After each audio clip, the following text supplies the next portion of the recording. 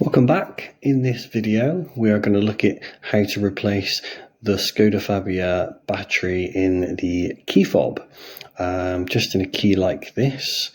This is a 64 plate from one of our learner cars, and at the moment we're not able to use the remote control because the battery is not working. It's told us that because it's come up on the dashboard. We can get into the vehicle just by putting the key into the ignition and the doors and so on and so forth, but we want to be able to use the fob and we want to be able to use these buttons. Okay, so it's a really simple job. It should be the same on pretty much any of these kind of 3-button types. Just here is a little twist in plastic. What I'm going to do is going to put my left thumb under here, my right thumb here, and I'm going to push my left thumb up just like that, and you'll see the plastic clicks away. See, it's just slightly raised.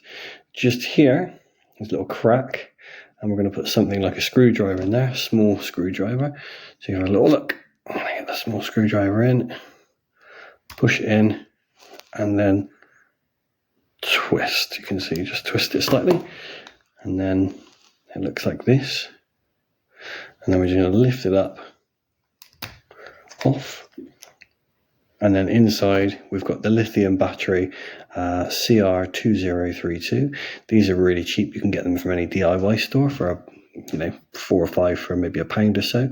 We're going to get the screwdriver, and we're going to put the screwdriver in just there. You can just see a little hole there. Screwdriver in like this, give it a little twist, and out comes the battery. Voila. And then what we can do is we can put a new battery in, and then the battery just goes in, the new one goes in just like that. And then to replace, what we do is just put the cap back on, give it a little push, click, click, click, all the way around, nice and flush. And that is how you replace a battery in a Skoda Fabia key fob.